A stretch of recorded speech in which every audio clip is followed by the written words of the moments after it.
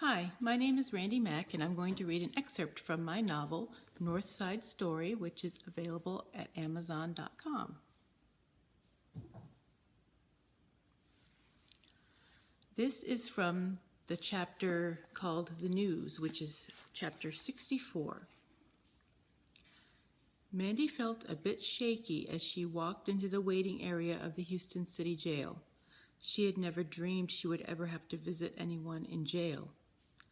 There was a short line at the sign-in desk, and after she signed her name on the list, she maneuvered through the crowd to find a seat. She was sure she stuck out like a sore thumb. At least a dozen children of assorted ages were running around playing, oblivious to where they were. She sat quietly on an orange vinyl-covered chair and tried to concentrate on Madame Bovary, which she was reading for English class. With the shrieking children and the cacophony of voices around her speaking English, Spanish, Vietnamese, and a couple languages she couldn't place, the environment was not conducive to reading, and she eventually gave up. Finally, they called her name. She joined a group of 6 adults and a couple children in a line and filed down the hallway.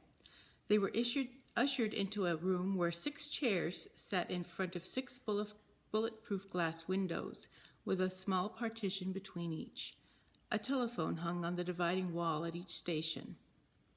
Mandey was directed to chair number 4, and moments later, Shannon was sitting in a chair on the other side of the glass, looking at her with haunted eyes. He put the receiver of the phone to his ear.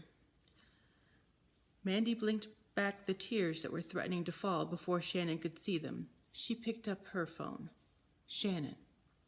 "I am so glad to see you," Shannon blurted in a tinny over-the-phone voice. "I am too," Mandey said, putting her palm up to the glass. Shannon held his palm up to hers from the other side. "I wish I could touch you." "Me too," Shannon said. "How are you holding up?"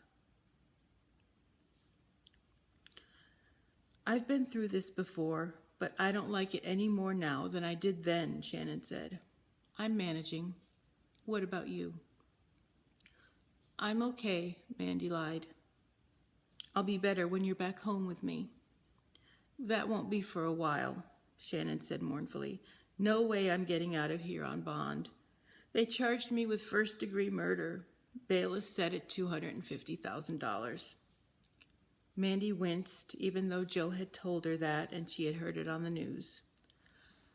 "I know," she said heavily. "It was on the news."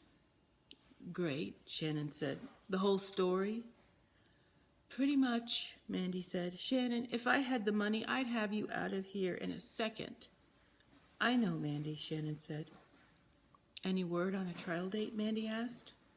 Shannon shook his head. "All I know is Joe said it won't be for a couple of months." "What do you think of Joe?" Mandey asked. Shannon shrugged. "He seems okay. I didn't see him for very long.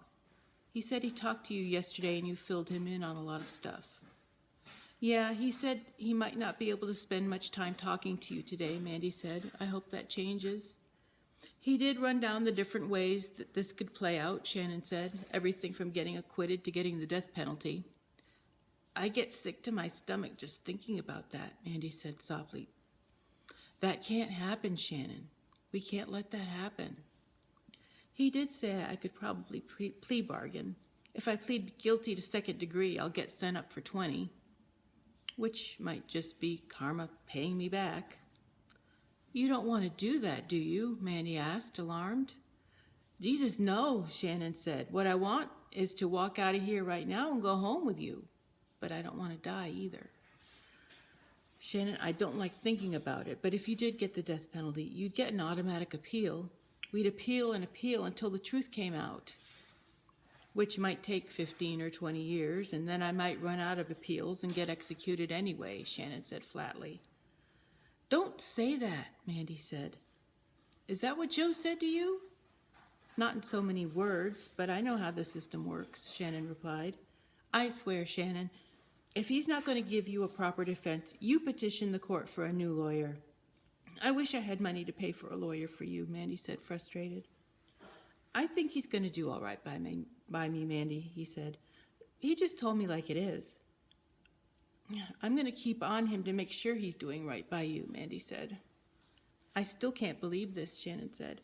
1 minute I was safe and warm in bed with you, and the next I was in a police car getting hauled down here. They told you that Raph, Dwayne, and Annette all say they saw you getting out of Leon's car, right? Yeah, and that's a bunch of bullshit, Shannon said angrily. When I left there, Leon was still upstairs in the apartment. Well, why would Annette say such a thing, Mandey asked. I don't know.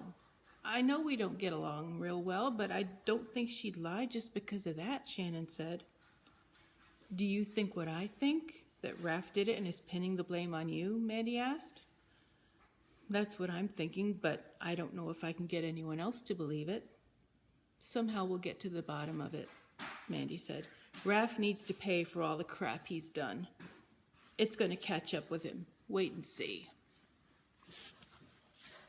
So that is from Chapter 64, The News, of my novel, North Side Story, available at Amazon.com. Thanks for listening. Bye.